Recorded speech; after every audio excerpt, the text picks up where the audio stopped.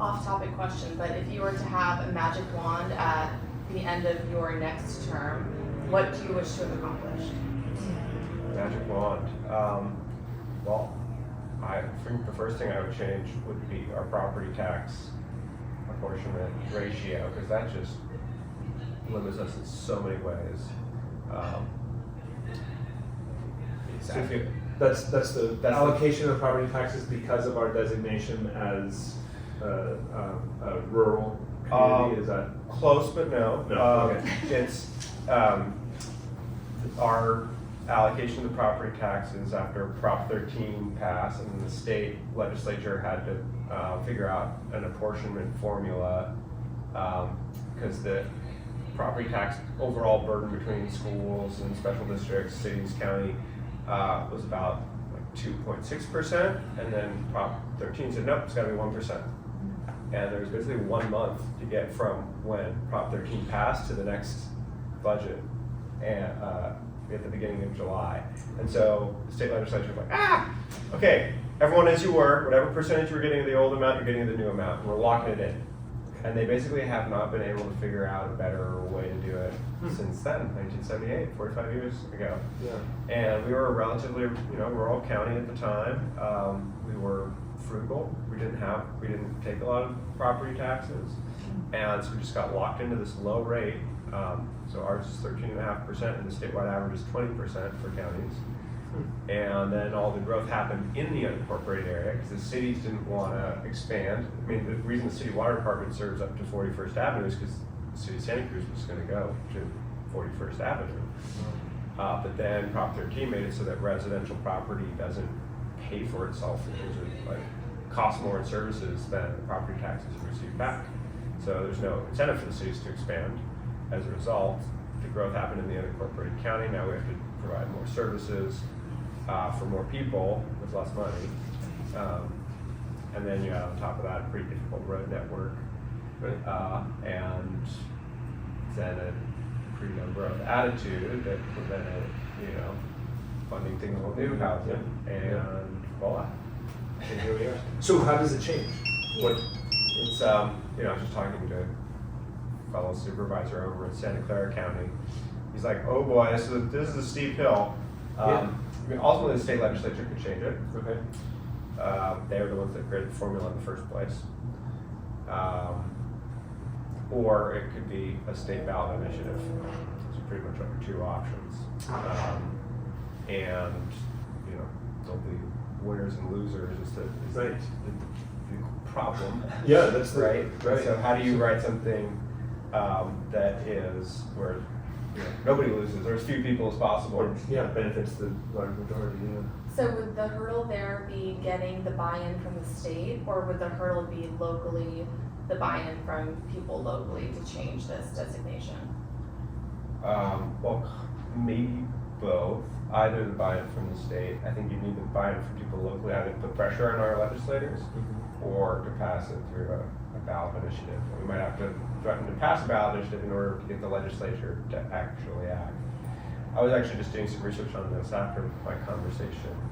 And back in 1999, the state legislature said, the apportionment formula is referred to as AB 8 because that was the law that created the rates.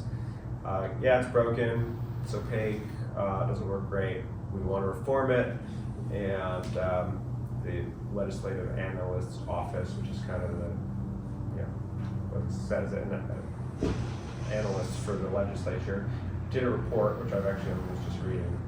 Haven't gotten far through enough of it to tell you exactly what's in it, but they go through 5 options and say, here's ways we could change it. Okay.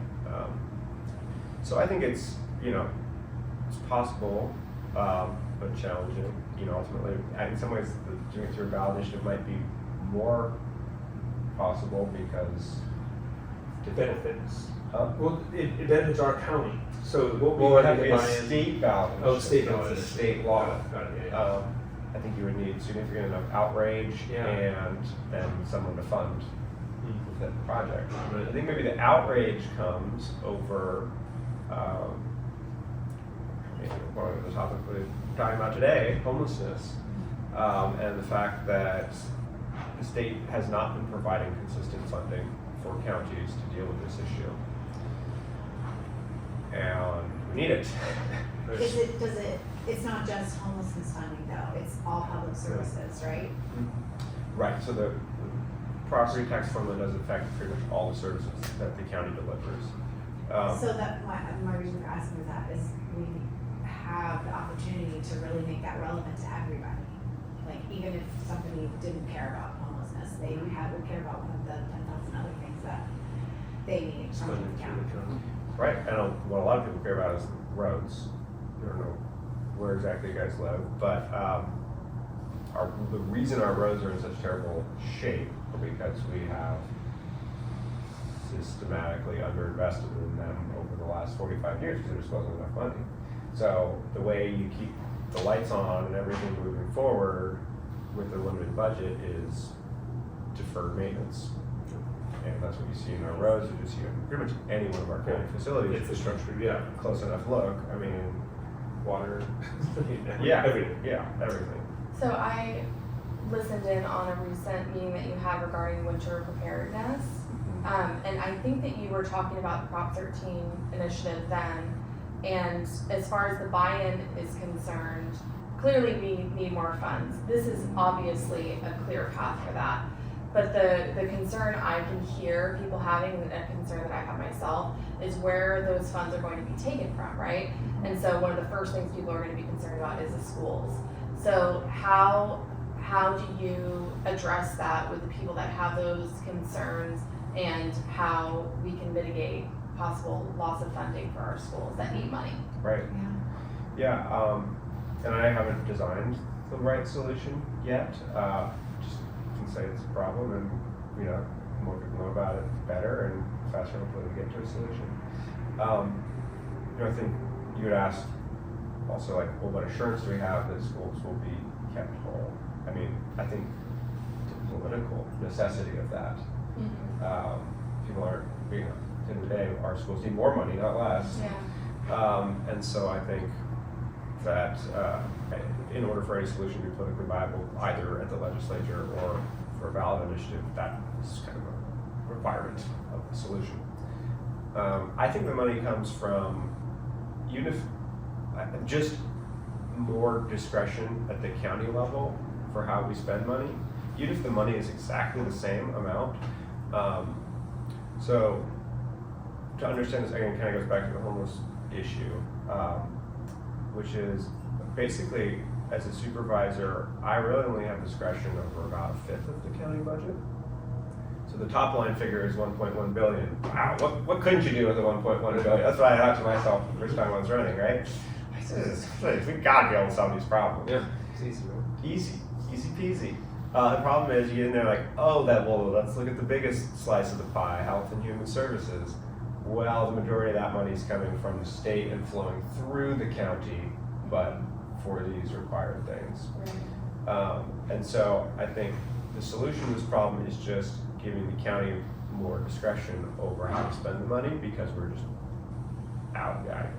It's our property taxes, we keep it. Maybe the state then funds schools more directly rather than money out of local property taxes.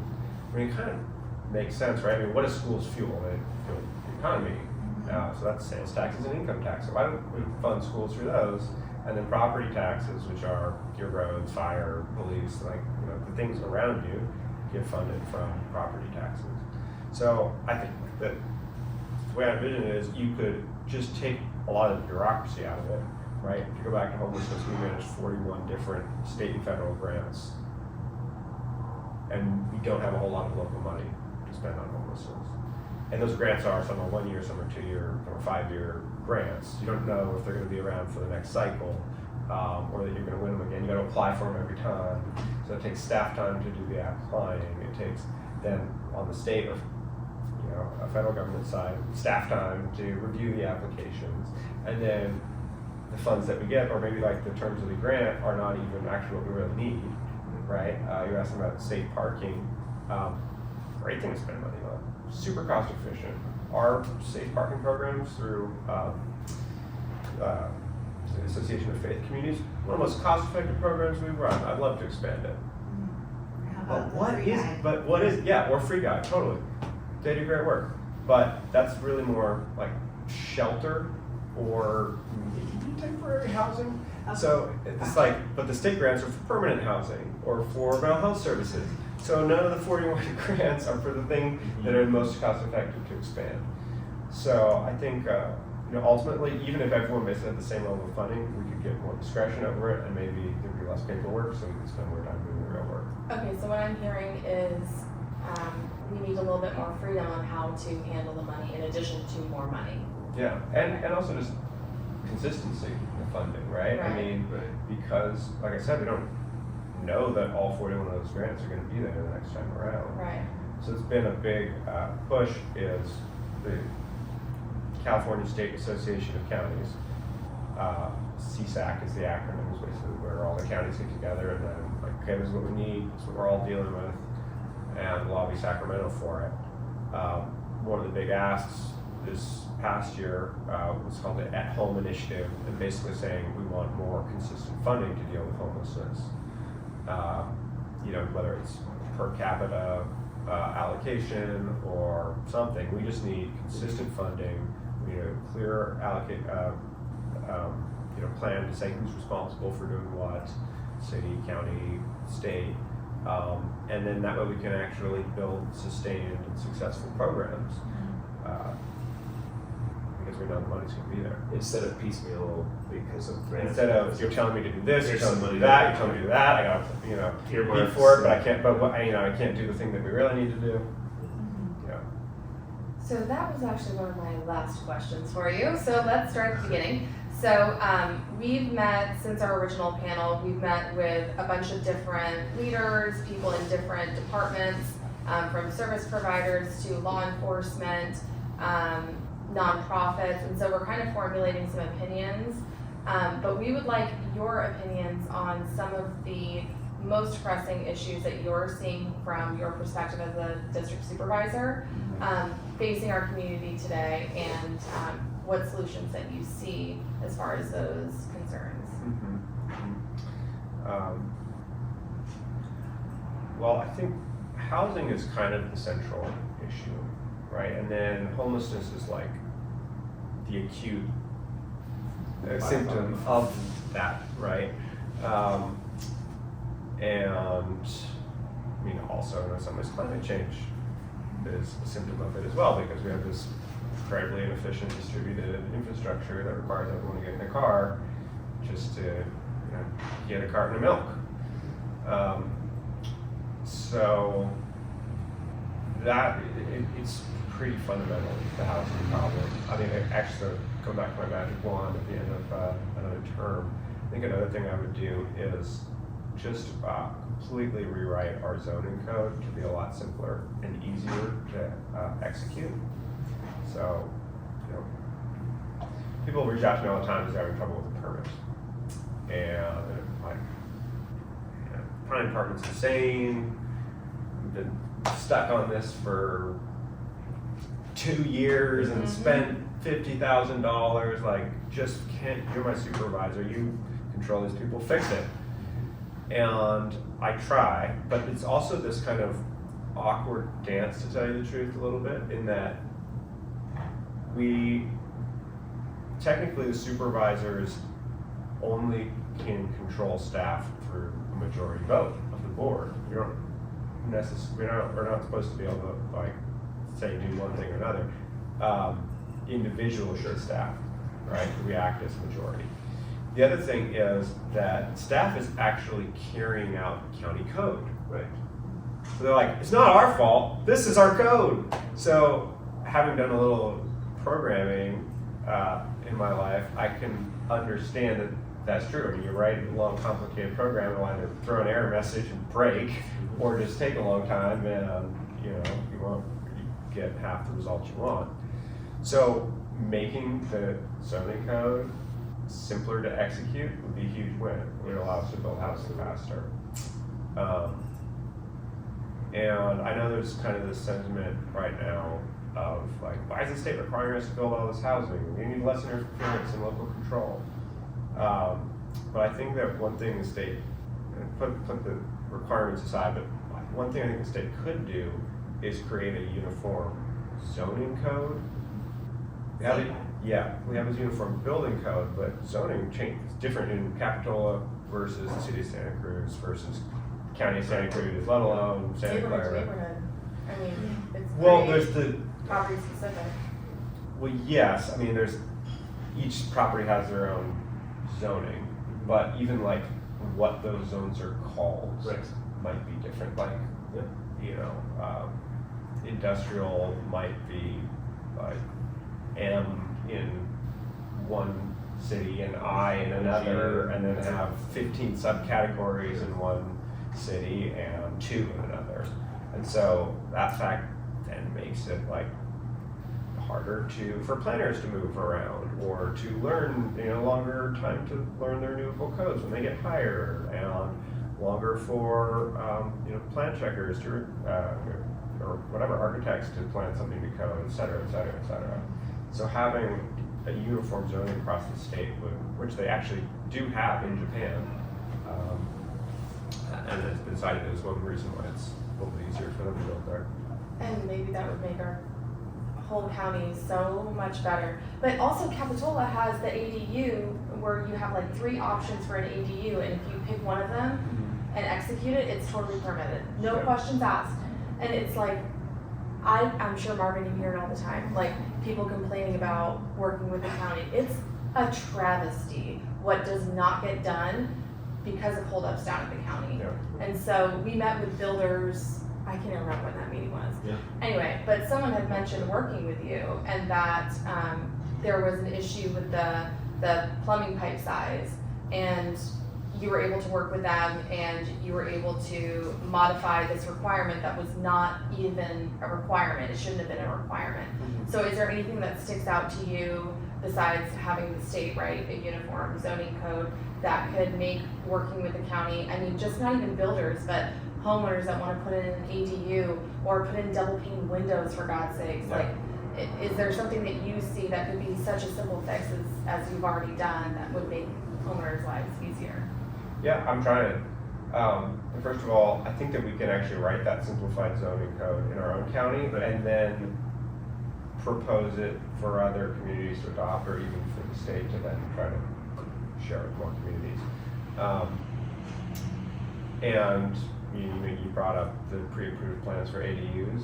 Yeah. Absolutely. Yeah, I got that through the county, when we should have a few pre-approved plans on the county site by the end of the year.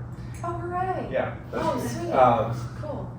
And, of course, we passed the tiny house ordinance to allow then also ADUs to be tiny homes on wheels, which you could, farm on a trailer hitch and you can pull in, and then use the ability of the gravel pad and some connection to utilities.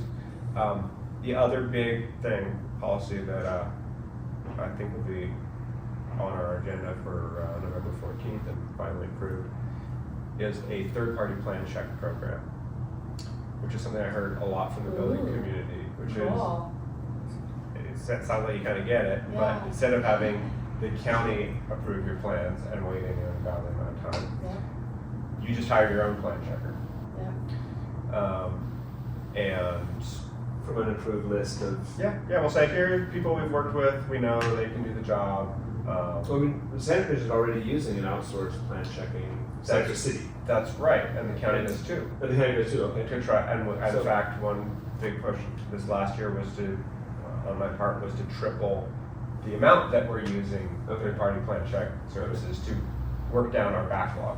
But it also makes sense to have more of them available, right? To have Right. options. Right, So, because right now what happens is the county or city of Santa Cruz has contract with Right. those third-party plan check It's still the services bottleneck. themselves. You don't know that Right, as exactly. the applicant. We still get all of the applications in, and then if we can't handle them all, or we can't, we ask the third-party plan check services to look at some of them and process them. And you wouldn't know that if it was the county or. but there's some But- inefficiencies there, where Right. it sits on someone's desk at the city or county first, Yeah. and then goes to them. If you could submit them directly to a plan checker, why would that not simplify the process? That's Say the- 2 weeks, That's exactly the idea, or Yeah. maybe 2 months. 2 months, or Yes. So we've been haggling a little bit over how much to reduce the price for permits when you do this. But anyway, one way or another, we're going to get a program up here before the end of the year. Interesting. And then hopefully we'll get a good discount when you do this as well from the permit fees, Right. since you are going to have to pay this third-party contract service yourself. Correct. Although some people have told me, we don't care. The time it costs to wait Oh, absolutely. is so expensive that it's worth it to me to just hire someone and spend it. Okay, so moving on then, I'm just curious what your opinions on the grand jury report that came out about our behavioral health. And there were a lot of points in there, and I tried to listen to the Board of Supervisors meeting surrounding this topic, signed in at 9:15, and like it was done, like the conversation was over. So I'm just wondering if we could hear your perspective on this, because a lot of the things that came up, we've talked about multiple times in our meetings, and it seems to be repetitive. Like a lot of the things that they were talking about is verbatim what we have heard from supervisors, from people within the departments themselves. Yeah. So I'm just curious what your take on it was and what the Board of Supervisors are going to do about it. Yeah, I thought the report was basically accurate, and like you said, it's mirrored a lot of my own experience and the issues we have with our mental health system. The action, which you might have missed, because it was on our, it was on the consent agenda, right, which is the first thing we act on. So what happened was I pulled the item to talk about it and said, we need to review the salaries we're paying for these mental health positions, compare them to neighboring jurisdictions. It's basically doing a salary study, and then if we're under, bring the wages up so that we're more competitive and can hire more people. So that was the action we took, and I mean, it has to happen before the end of the year. So hopefully we'll get those salary studies back. They'll say, yes, we do need to increase wages, we'll do it, and we'll start to make some progress on hiring. So under hiring is a big part of the behavioral health problem that you're seeing. Is that? Yeah, I think that's a problem all across the board for the county, and I think it's back to the housing costs, right? I mean, we're the most expensive rental market in the country based on the average income to the average rental cost, and it really impacts our ability to recruit people from outside the area. If you don't already have housing here, I mean, people will accept job offers from us, and I'm sure it's true. I know it's the private industry as well. They'll accept an offer, and then a week later they'll come back and be like, oh wait, housing costs are that expensive, I can't make this work. Or people will take the job, do it for a few years, and be like, oh, I really am never going to be able to buy a house. I think I'll move somewhere where I can. Sure. So, yeah, I mean, it's not just mental health. I mean, it's our corrections department. We're working with kind of a whatever focus group at the sheriff's office on like how do we hire more correctional officers, because we're just down a critical number there. And then the people that we do have, the staff that we do have, we're working on these mandatory overtimes. So first of all, they already have a certain amount of overtime they have to do, and then maybe it's, I think it's their day off, and they're gonna go to their kid's baseball game, and they're gonna call, oh, sorry, Manny's sick, we need you to come in. It makes no sense anyway. And then the double time is having enough staff makes a lot more sense. Right. Yeah, I mean, It overworks them, but it also overcharges us. I mean, They can't do the job as well if Right. they're not requested. yes. Like they can't bring the whole stuff to it. Absolutely. And the other kind of horrible thing is that some of our best jail facilities, I mean, and there is a difference. Main jail built 40 years ago is basically a dungeon. It's terrible. It's not enough natural light in there. Cramped facility. You don't want to go there. Whereas Roundtree, which is like this medium security facility down in Buena Vista, they've got a big outdoor yard, is designed more as like a communal space with just one correctional officer that kind of keeps an eye on things, but there's, you know, much larger space. They have more recreational facilities, more natural light, like it's a world of difference. And we have 3 units down at Roundtree, and one of them is closed because we don't have enough staffing. So There's also that infrastructure at the top of Grand Hill as well, the juvenile facility that isn't being utilized. What's our plans there? yeah, I mean, I don't love the juvenile hall either. We have some like state grants that I guess we won and or are pending. And so the plans are to renovate the gym up there and also create a basically like improve the kitchen and then create more of a garden area as well for them. I mean, the problem is we need a juvenile facility, some kind, and you know the alternative is not great, which is that like we try to whittle down the number of people that have to go there with alternatives, but at the end of the day, I mean, what do you do if you have a 16-year-old who murdered someone?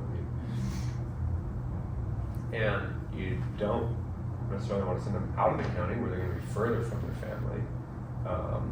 So it's just, at the end of the day, I don't see an alternative to having a juvenile facility. And we do have this state money available to make it better, so. And so that's another one of the allocation things where we don't get a say in it, right? Because like when I hear renovating a gym and then a dungeon of our jail, I'm like, when I weigh it, I feel like the renovation can be on hold, you know, but we don't necessarily have a say in where those funds are going, correct? They have to go to the juvenile facility. Right, we want all this state money to fix the juvenile facility. Okay. It doesn't transfer from main jail. Yeah. Yeah, that's exactly right. I mean, I hear questions like that all the time, like, why are we spending money on this when we should be spending money on that? Sorry, the state made the decision. Yeah. But that's one of the big Effectively. overarching things is that we're hearing is it's the bureaucracy. It's the bureaucracy, which is such a big hurdle and holdup. And so that's why I'm like, if you had a magic wand, like what would you do? You know, because I feel like there is so much patchwork going on for everything. And I just wish that people could see it from like the top view down. Because it could be a lot simpler if we didn't have all this bureaucracy in the way. Yeah, and I guess that's what I mean too when I talk about fixing the property tax apportionment, is that if we just had more local control over the money, we'd get rid of a ton of the bureaucracy. There's like 220,000 state employees. And I'm sure, I mean, I don't want them to lose their jobs, but at the same time, there's probably better things. I mean, you know, create destruction, Schumpeter, right? I mean, the economy, you know, we've got super low unemployment. I'm sure someone wants to hire them. Right. Sure. Yeah, I mean, we have to be able to provide jobs for people, and I think government jobs, like teaching jobs, can sometimes have people get stuck in them inappropriately. So I just want to say I'm pro people having jobs. I'm also pro cutting back where it's inefficient. Yeah. And our money's not doing the right things. Right. And so that leads me to my next question about the district supervisor's role in accountability and exactly what we're talking about. So what role do district supervisors play in ensuring the effectiveness of our county services? One of the things that we heard over and over and over again is that there are so many services, but getting to them is kind of difficult. And then navigating what's actually available is also really difficult. A lot of the things that were talked about in the behavioral health grand jury report. So, and also just having a definition of what success is in terms of homelessness. What is that success? What is our end goal? How do we get there? All the things. So how do you plan to keep county departments accountable to guarantee the efficiency of the services that they provide? Yeah, well, the interesting thing is, I mean, ultimately the Board of Supervisors is the one, we are the ones that hold county departments accountable, right? I mean, the graph of, who's in charge is voters on top, then the supervisors, and then the county administrative officer and the rest of the county government, right? So, yeah, it's our job to make sure we're to hold the divisions, departments accountable for the delivery of services. And in some ways, that's why it's good that our role as supervisors is both to make sure everyone's doing the right thing, but also to man the help desk, right? I mean, I had office hours today, so I hear about the problems, I hear about what's not working, and you know, you hear when there's like the same problem over and over again enough times, you're like, okay, we need a policy for that, or we need, you know, a change in the way this department is doing the work. Again, it's a big limiting factor in being able to effectuate some of the needed changes goes back to the budget, but ultimately, yeah, it's our job. And I think there's reason to be hopeful on the behavioral health front. You know, we are rolling out 24/7 alternative crisis response system. I think it'll start as like 12/7/365 on January 1st. Is that your court that you're talking about? No, this is like you could call 911 because Yes. you see someone who's suffering from a schizophrenic episode on the side of the street, and instead of sending a police officer, we'll send a mental health worker. And that's staffed, that you have That's a good budget question. and- We identified a contractor that would be able to staff it. Yeah, we do have a budget, and then we're kind of working on the back end to make sure that, you know, when you call 911, you get to the right person, or if you call 988 or the other line, you still get to the right door, the no-door piece of it. And the hope is to be at 24/7/365 by June. I think we'll have some additional funding that kicks in then. Can I tell you a story? Sure. So, I think it was after one of our meetings too, and I'm feeling like so empowered, like, gosh, we're gonna make things better. Jason and I take our 2 kids for a walk down Pleasure Point. And there is a gentleman there having some problems. And he is like lying in the road, and we're like, and then he tries to get in his car. And so we call the cops, and I think I'm on the phone for 20 minutes, and they keep on like asking us to like interfere. I have my 2 children. And yeah, like very young kids. I'm on the phone. Jason and some other random dude are like trying to stop this guy from getting in the car. And so this was a really long process. I won't share any more of the details, but in that particular instance, and by the way, we left after a long time. Right. No police arrived.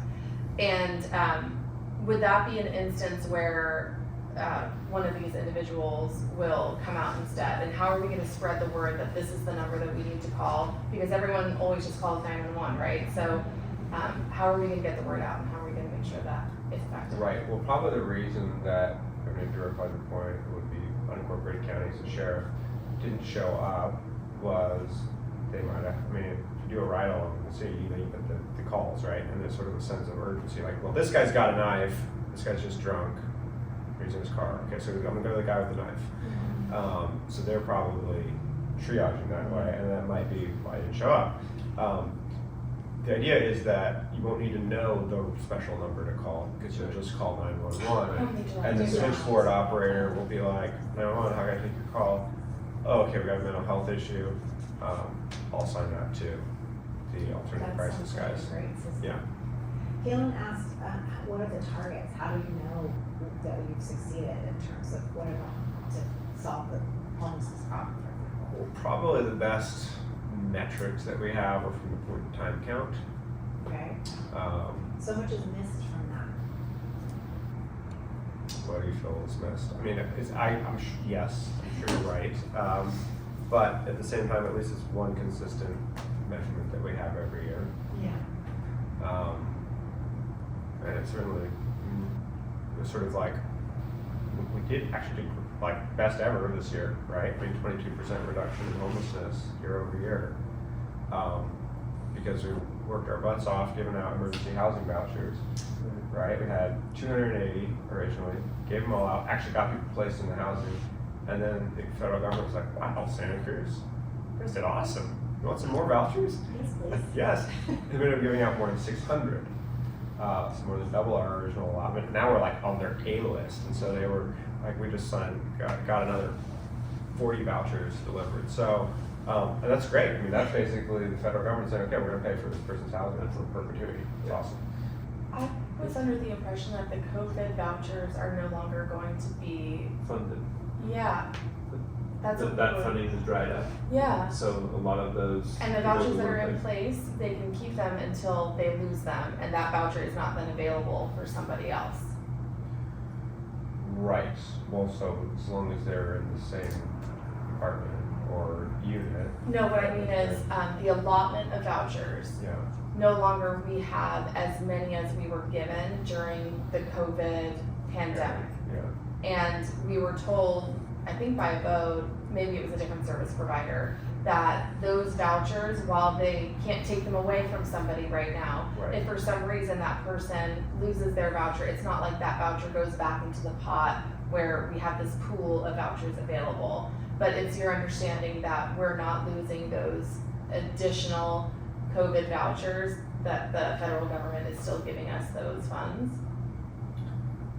I cannot be certain that Okay. if someone loses their housing, That it goes to that, someone else.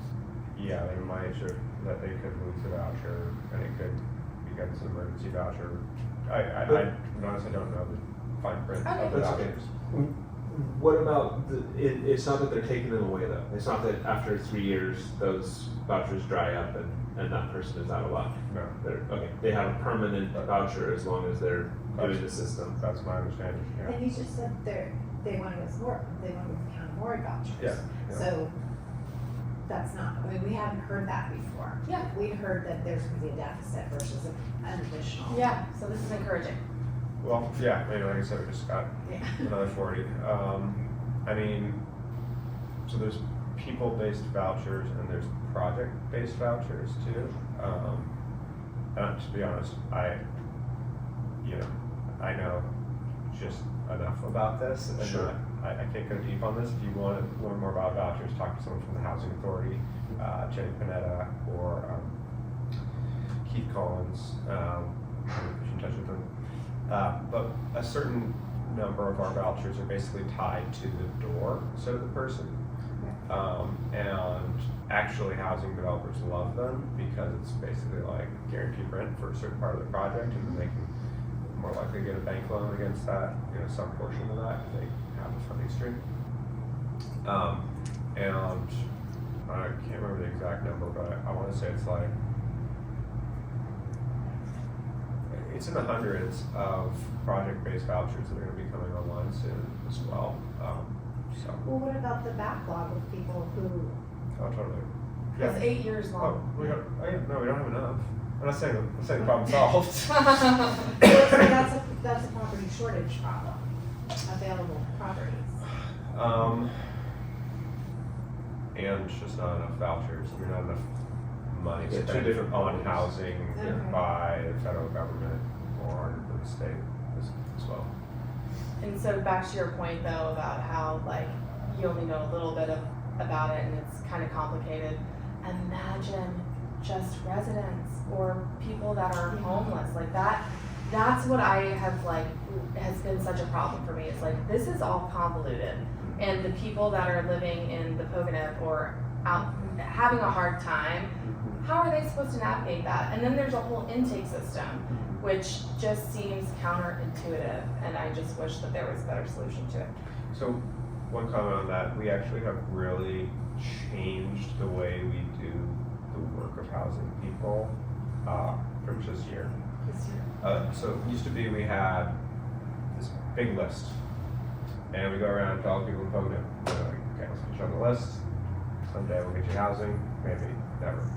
And it's like 2,000 people long. And so we kind of, you know what, this is not helping. Let's try to just intensively help more people and like get them into housing rather than not really help all these people and have this long list that's no good. Because sometimes like, be like, okay, John Smith is up for housing, and then we can't find him. Right. Because he got added to the list 3 years ago in Pocono. And who knows where he is now. So our new approach is shortlist and try to cycle those people through those people as quickly as possible. And so who gets on that short list? Well, we do have, the intake process from, either out of places like the 1221 Riverside camp, and even that is already kind of like a subgroup of the people who are sheltered, right? It's a guy in the city who's really kind of operations for homeless services. Jeremy, he'll place people at the Riverside camp that he knows want to get their life together, and have a case manager. So it sounds like these are people that are kind of more capable of raising their hand and saying, I'm ready. Or people who are super vulnerable. Okay, and Yeah. so, all right. I'm just trying to wrap my head around how this short list gets composed and who gets focused on and who gets left out, basically. Yeah. And I think I understand why you focus on a group versus this long list of nebulous folks that can come and go. I get that. I'm just wondering, again, what's the goal, what's the target, what's the measurement, how do we know that's a succeeding system, and what's the process that someone can make their way towards that short list, I guess. Yeah. So first on the measurement question, I mean, how do we know we're succeeding? I think the primary way we know is that the point in time count goes down. We just count less people, and the point in time count is people at shelters, on the street, in cars, right? Probably the most concerning data point from the point in time count was that half the people counted are sleeping in their cars, and there's more people in South County. So it's suggesting that there's more people who are just homeless because the economy is not treating them well, because they haven't recovered well from the storms or from COVID or other things. I digress. Point in time count is kind of like, how are we doing? How are we doing this year? And we do it consistently every year, so the best method we've come up with. Then there's, okay, people are flowing into homelessness every day. How do we stop that? Let's maybe increase tenant protections, to try to keep people in their housing. Maybe like another thing is, can we just, this kind of goes back to having discretionary funds, just have a I need it pool of funding, right? Like, we just had $5 million and like, what, $500 will keep you in your home this month? Here you go, right? Wellness person went into the system, it costs then tens of thousands and other services. And in fact, I heard that LA is using AI to like identify who those people are and proactively reach out to them. You need $500 this month? Why, yes I do. I just had to take on, my 2 grandkids are now living with me, and boy, do they need a lot of stuff for school, and now I can barely afford to pay my rent. So like, have $500.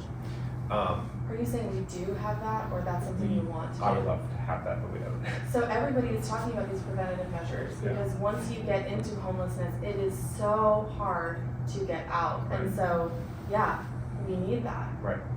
Discretionary funding. Yeah. Oh, right, with the Prop 13, okay, Yeah. got it. Or, just in general, there's other ways we can use discretionary money. Probably the most direct way, rather than trying to change the whole state funding formulas, would be more sales taxes, right? I mean, it's not very exciting or attractive since we're all stretched as it is, but that is the most direct way to get more money for local services.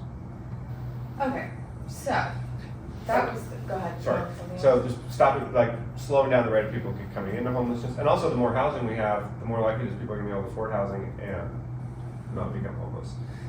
And then there's getting people out of homelessness, right? Getting the vouchers, placing people. This goes back to how do you get on the short list. We look at who's ready to be helped, but also who doesn't have any other options for help. So we'll ask them, do you have family you can stay with? Do you have friends in the area? Can you do this yourself, or are you really someone who needs a voucher because there's no other option available to you? What about people who are not capable of that self-care, that self-direction? Good question. Because this gets into basically the new state laws, right, around conservatorship. And it's good that we're going to have these tools, because we haven't been able to conserve people that are, so the state laws expand conservatorship to people who are addicted and what's the other, basically people who can't take care of themselves, right? And this is new and it's not currently enforced in Santa Cruz County, but it will be in 2024, is that right? Honestly, it doesn't go into effect until 2025. Okay. And But it's currently enforced in like San Francisco and other. There's there's two Care court, things. yeah. There's care court, Right. and then there's actually this other change in the conservatorship law that just passed. Okay. And I could double check what the assembly poll number is for you if you want. Okay. I can't remember off the top of my head, but No problem. just passed. You have to be an expert at everything in the county, Everything. so Right. we're Gosh, expecting yeah. numbers and. That's what I'm put into saying. effect. Don't dig too deep down. I Yeah. have to know a lot of, or a little about a lot. Yeah.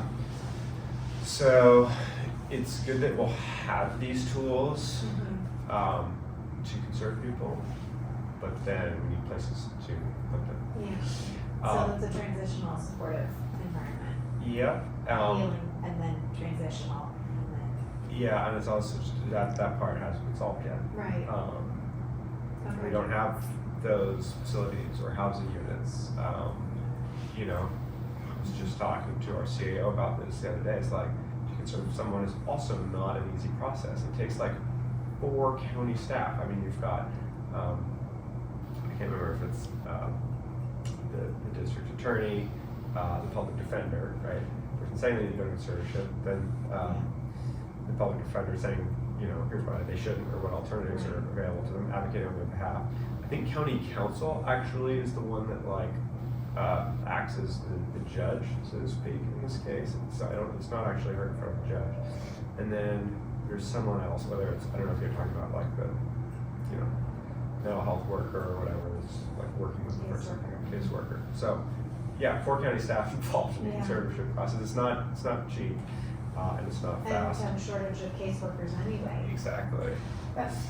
So something else we've been hearing is we get a lot of mandates from the state, but no, usually funding to actually do it or the personnel. They just say, you've gotta do this, figure it out. Yeah. Would you say that's what you see as well? Absolutely, it's terrible. Okay. Okay, cool. Moving on. Next talk. So let's talk a little bit about some of those alternative temporary housing. So sounds like safe parking is literally a no-brainer. Right. It seems, and every resident that I talk to about it, I'm like, hey, what do you think about this? Maybe we could, these people that need to live in their homes, like maybe instead of them having to go to the bathroom on the street, they could have like a porta potty and they all could like stay in a spot. Everybody that I have spoken to seems to think it's great. And then I went to, or it was on Zoom, a meeting with the city, like an update on homelessness. And one of the people there in charge of the funding for the safe parking had said, if there's a need to expand, we will. I don't get that. I don't get that. And then when we spoke to Evan from the Free Guide and Sam, it just seems like they're really effective. There's a bigger need. So how can we make that happen? We heard there wasn't enough properties. That you guys are looking for properties and can't find them also. Is this what the city told you? No, Or no, this is service providers. like Evan and. Yeah, it's a small list for this, so it's a little bit easier to figure out what we're talking about. Yeah. I don't think so. I think it can solve the property problem. I think it's, my understanding is a money problem. I mean, we had to scrounge together a few $100,000 to keep AFC's program working. And again, because it's not something that there's a state grant for, it's like, okay, now we have to find general fund money for this.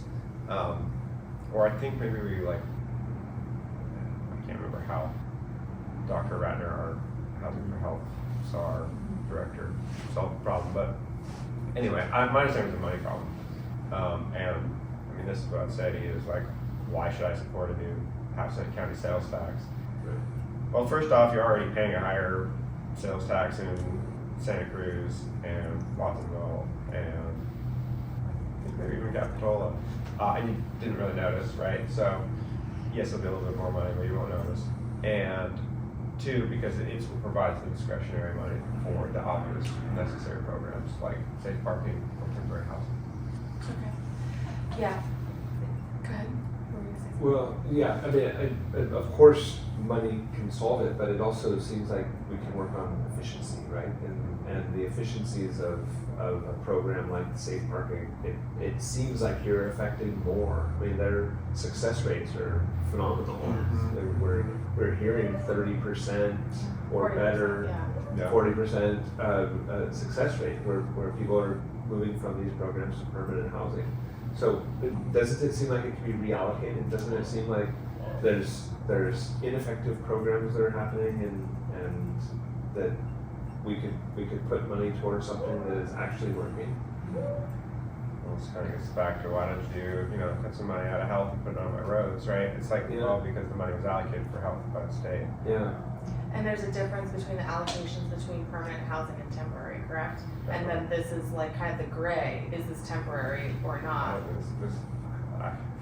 I'll have to double check with, I think it might be considered shelter, but even then, it's not even inside, so I know, like, for example, up at the Overlook Camp, the Armory, the folks that are inside the Armory building are considered sheltered, but the folks who are outside the Armory building are not. Are they considered temporary housing? No, I don't think so either. I can't remember. I think, no, it's It doesn't need to be this complicated, It's right? safe- Somebody fix this. it's safe sleeping. Safe sleeping, okay, and that includes safe parking? It probably is the same, Yeah, okay. Yeah, it doesn't have to be this complicated. Yeah, but I mean, see, I don't even know what all the categories are for sure. Because it's too complicated. It's too damn complicated. Yeah. And part of it is that, again, rather than getting money per capita, there's all these definitions created in Washington and Sacramento, and then they're the ones that say, we're gonna give this much to safe sleeping, this much to shelter, and this much to temporary housing, permanent housing. Well, guys, you're not even here, like, Yeah, what it's do you very know? out of touch with the actual, what's happening, as many of our policies are, Yeah, state, federal. yeah. Are there other programs, temporary or transitional, that you think are effective, that we're not doing enough of, or that we're applying more to?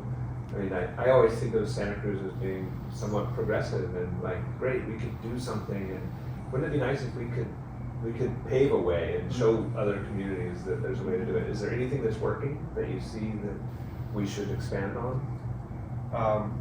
So what we know works is basically the tiny house village, right? And the best model of it is Community First Village in Austin, Texas. And it's successful for multiple reasons. And we have kind of the closest thing we have to it here in Santa Cruz is 1221 River Street, which is a encampment that is not supervised. Right. Self-managed. Self-managed. Okay. And it's crazy because if you look at, 1221 River Street is super cost effective. Okay. It's like $4,000 per person per year. And then the Armory Overlook Camp is super ineffective. I mean, I haven't combed through exactly the city's numbers recently, but I think it's like 10 times as expensive. Like 4,000 or more, like $4,000 per person per month. Wow. And the reason is transportation to and from the site, 3 meals a day, 24/7 staffing, and laundry. So, anyway, so that's kind of basics. But then to go back to why the village model works, like we were just hearing that sort of we place people into housing from the River Street self-managed site. They're coming back to the camp to hang out with people because that's their community. Yeah. And also, I mean, like this is kind of the larger problem I think with our society that we're struggling with. That's leading to addiction. It's the lack of community. Yeah. It's the fact that our solution to homelessness is you get a job at Costco and we put you in an apartment somewhere, cut off from everyone, right? I mean, that is not a good solution. And so that's why, like, solving for community and a sense of purpose are actually the best way for someone to get someone in a place where they're going to stay and be happy and live out the rest of their life. And that's what like Community First Village does is community, obviously, but then also people can contribute in multiple ways. It's not like not only can you contribute to the kitchen or the garden, but they also have like an auto body shop there, other like machine shop, woodworking, so you can kind of do your jam. What's our barrier? Why are we not doing that? Other than money? So it gets back to the discretionary funding, and they're like, I'm trying. Okay. So I'll tell you how I've been trying. Yeah. First off, Vets Village, Yeah. right? That was something where there was some state money available, and I thought that looks pretty close to it, to the successful model. Is the county funding the Veterans Village? I was under the impression they were not, but We are, with staff time. okay. The main funding source is, it's a state Yeah. funding the home key program. Okay. So they want a $6.4 million one from the state. The state liked the project so much that the director of the department came to make the award in Santa Cruz, and so this was actually the project was one that there was some concerns about, and they're still having some trouble like with the septic and build out, but at the same time like it has all the right pieces for success, and it's got 20 cabins, and then it's got enough communal space, like a garage, that there can be a sense of community. I've been to a couple of barbecues out there, and it certainly works. So there's that. Are there plans to expand on that in other areas or in the county in different ways? There's potentially a property in South County where we could do something similar. We're trying to get the homeless garden project, or food what, they don't work as directly with experiencing homelessness, but yeah, I'm trying to get the homeless garden project interested in operating a program down there.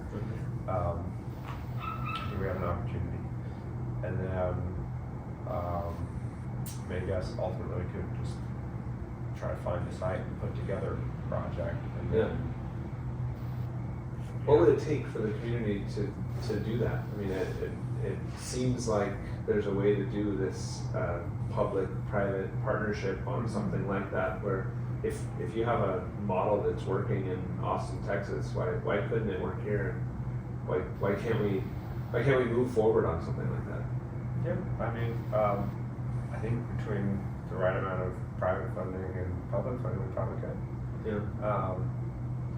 So if you'd like to donate, Yeah. or set up a foundation. Right, because Community First Village was started by Loaves and Fishes, religious organization. Guys started by just giving food to people on the street and realizing that the biggest need they had was a safe place to park their RV.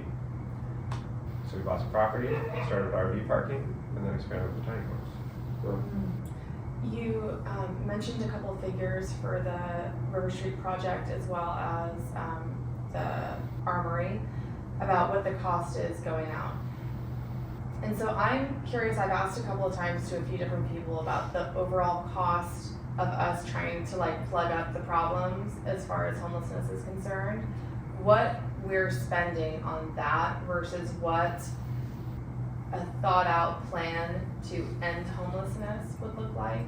Because I am totally naive and ignorant in so many ways, but my thought is we're bleeding money right now, and in many instances I feel like ineffectively, but if we were to put those funds towards a permanent solution, what would that look like, and how does it compare? Is it more cost effective to have an overall plan rather than our temporary solutions?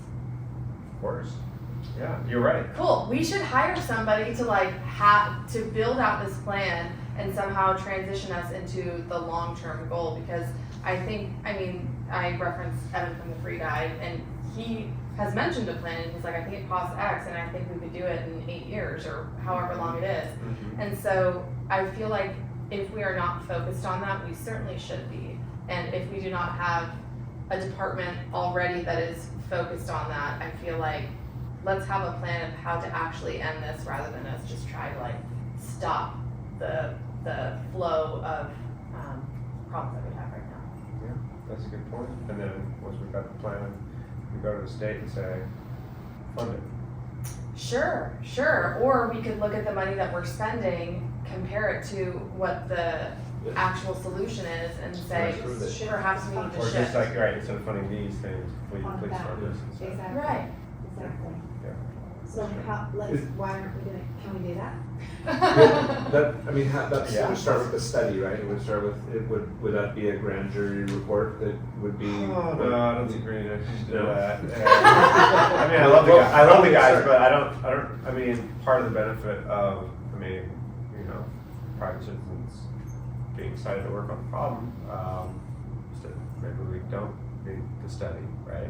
Okay. I mean, obviously it'll need to be sort of, Are you suggesting whoever brings a plan to the county and says, hey, here's a plan? But would that be the way to go? Is That that could what you're help. suggesting? Yeah.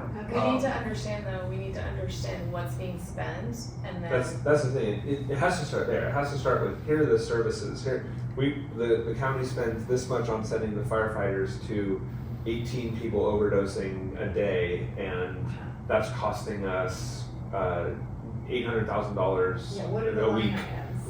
How can we, you know, if we do this, then if we shift $800,000 a week to over here, what are we actually doing, right? I mean, it's not, we obviously are oversimplifying it because none of us are writing the checks at the county, but that's sort of your job, is to know that, right? And to know who can do the study and where the money's going or coming from.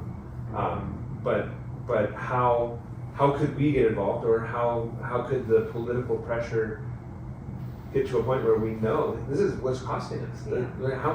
We have 18 police officers and 4 of them are responding to one person in the park that should be housed. He can't take care of himself, we know that. And if he were, then you would have 4 full-time police officers out doing something more productive in the world. I mean, that's a study that's not a private citizens initiative. That's something that the county or the state or the federal government has to do and say, where is the money being spent and how do we reallocate? Maybe, I would expect that you guys know where you're spending your money, right? So, yeah, I mean, you're talking about a lot of different ways to spend money, and there's a lot of Right. calculation to do there. Oh, totally. It's a huge I thing. mean, the other way to approach it might be like, well, there's about 2,000 people who are homeless in this community, and you know, what would it take to get them all housed? Or like, what would the process of getting them housed look like? And like, okay, so then how many of them are in their cars? Well, half of them. Okay, so we need 1,000 safe parking sites. Okay, so we want to create an RV park or sort of an RV Safe park. right? Safe park Facility, yeah. And then we need to create, you know, whatever, tiny house village, maybe we'll create 250, you know, units in each, and then maybe, so you can start that way, and then say, and this will cost this much money, Right. and then you say like, well, it's less than everything we're spending now, so. Right. Yeah, and there's another piece to that too, it's after the safe parking, after the tiny homes, because we want to get them into a permanent solution. And I feel like that is kind of that success question that I was asking is, what is the success and how are we measuring it? Okay, so, all of that being said, so I'm a mom, I go to parks all the time. One of the parks that I go to is Bremer Street Park. And sometimes we'll go there and there's people doing stuff there that live in the, what is that called, embankment down there, that are not necessarily doing stuff that I want my kids to see. And so we'll go home. And so, what do you say to the residents that maybe are feeling some frustration? Because, you know, we encounter people and we talk about our group and a lot of people automatically are just like defensive and get angry and, you know, our city's going down. But I feel like there's a lot to it. But what do you say to those people, or like myself, where I'm like, okay, we're not gonna hang out here, we're gonna go home. Do you think that there are things in place that protect our community members in situations where they don't feel safe? And do you feel hope in the current legislation and legislation that is apparently to come that we could feel safer in our community? What do you say to those folks? First of all, call the sheriff or county supervisor. Tell someone. Hey, bud. here in County. Thanks. I mean, yeah, I mean, I've like put pressure on the sheriff to patrol that area more, cut back the trees around the, I guess it's Rodeo Creek that goes through there, I think. I tried to look it up on Google Maps, but Yeah. anyway. I'm pretty sure it is. And, you know, we did a big cleanup on one side. I mean, so it's like, it's not like we have not done anything, right? But at the same time, the problem is persistent. Correct. And this is just one example. Yep, totally. And yes, one of the issues has been that, like, actually having some way to, you know, remove people haven't had the good tools, right? So maybe to some extent, these conservatorship laws will be those tools that we need, as long as we have the place for them ultimately to go. I mean, certainly, county and the city as well, city of Santa Cruz, have been doing a lot to try to prevent these sorts of situations, right? I mean, that's why the city has taken, first of all, that's why the city's willing to pay so much for the overload camp, because it has, I mean, as long as we have a place where you could theoretically go, then we can say, sorry, you can't camp here. You want to spot at the overload? No? Okay, fine, we'll get lost. Seriously. And that has allowed us to break up the encampments at San Lorenzo Park, Pocono, just did one in De La, behind near Lagoon area. I mean, they've been working all summer on this. And I think finally, because they came to the realization that, you know, yes, maybe you're just moving the problem around a little bit, but if you're preventing someplace from becoming the place, that itself is a good thing. Along those lines, so the oversized parking ordinance, they're gonna start enacting that in November, is that right? To be honest, it's a city ordinance. So Oh, right, okay, so I won't bug you about it, you're off. We definitely move along our views whenever we hear about it in the county. Okay, good, thanks for doing that. Yeah, and again, someone just needs to know, so you gotta call the sheriff. The sheriff has, just tell somebody, can't do about it if you don't hear about it. The sheriff has a, vehicle abatement, over 72-hour parking for, oversized vehicle page, so you can call them. And you can always just report it directly to me and I'll call them. Good, we'll call you at 8 p.m. Dude, this car's really bugging me, man, Yeah. please step in. Yeah. Okay, so about that, so it's tough, I don't wanna like say something improper, but when we met with law enforcement and I was like, hey, there's like a number of places where like I go and I see drug use or exchange all the time. I am not a shady character and I know where these things are, and a response was, well, you should tell me where this is, because, and I'm just like, how do I go to the same parking garage and see the same thing over and over again, but you guys don't know where it is, and why can't we prevent that from happening? And I don't know if this falls into the county or not, but like what's called the heroin highway at the end of Highway 9, and so it's known, Like it's Sycamore known Grove area or something like that. to be a bad spot. And so when we had asked, you know, why is this not more heavily patrolled? Like, why are these hot spots, areas that we know bad things happen where, you know, people can get into trouble if they go there, right? Like, I don't want to let my kids walk around certain areas because, like, I know that trouble lurks there.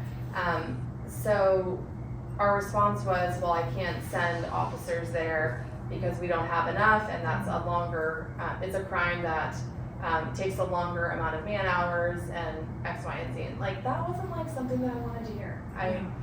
So I'm just curious how we can solve that problem and how we can stop some of this open air drug exchange, because unfortunately our county is plagued with drugs, as many other counties are as well, and we gotta protect our kids.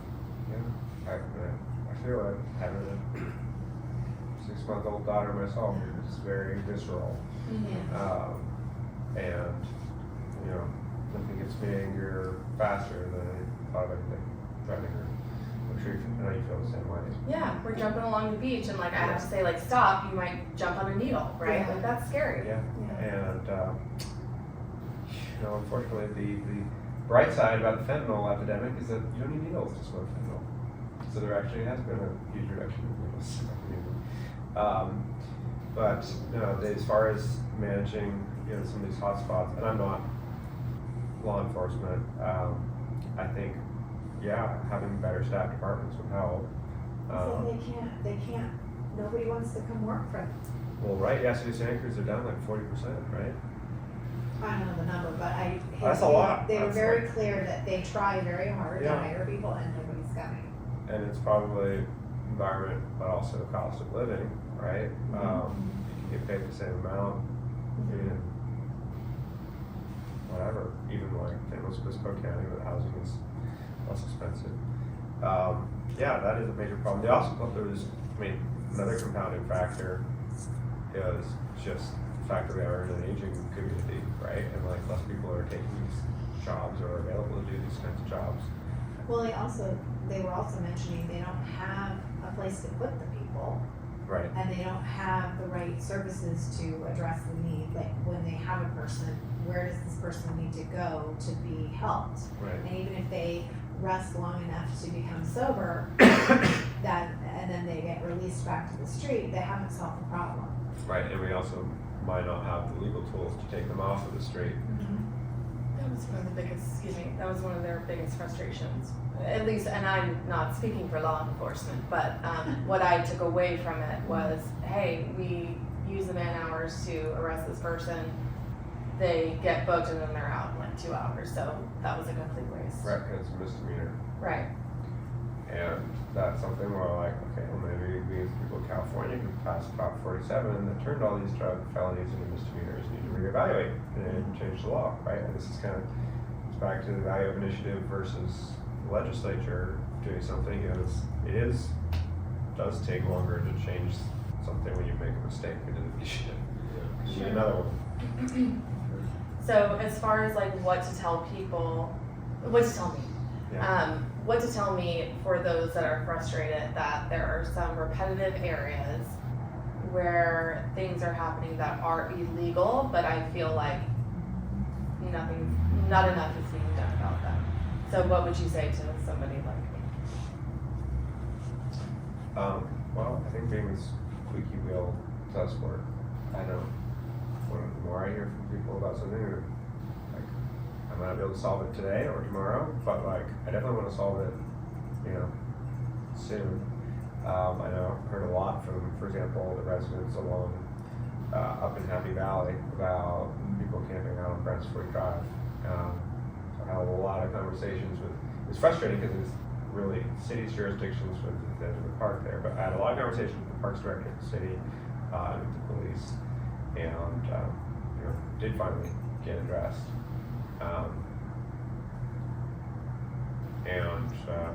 Obviously we have some pretty big fundamental issues we're trying to solve to have more capacity to respond more effectively.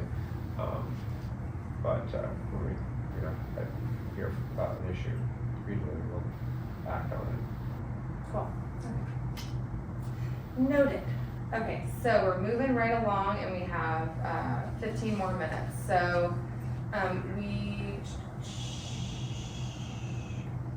So we talked about Prop 13 and the funding for private schools earlier. I was planned the next question would be that. Is there anything that we didn't touch on as far as? You said private schools, is that what? Well, just No, funding I'm for tired schools. and haven't Yep. eaten, so Yeah. no, for public schools. And so, as far as like making sure that people feel like money would be taken from public schools, it's still a work in progress, how you can frame that and make sure that people feel confident that it will not be adversely affecting our schools. Yeah, like I said, I haven't created the solution yet, just trying to call attention to the problem. And I think the assurance that you have that it won't impact schools is that to be politically viable, the solution cannot negatively impact schools. Or other important services. Right. How's that gonna be a solution that doesn't create more problems? Right. And so, rather than creating winners and losers, the goal is really just to put more discretion into the hands of the people who are actually working on solving the problem, as we've touched on numerous times tonight. So you're running again. Is there anything that we didn't touch on tonight that maybe you think that we should know about, or anything you want to talk about what you've done so far as a district supervisor and what you plan to do? Anything that we haven't asked that we should know about? We have talked about a lot. Just some credit. So yeah, I mean, I think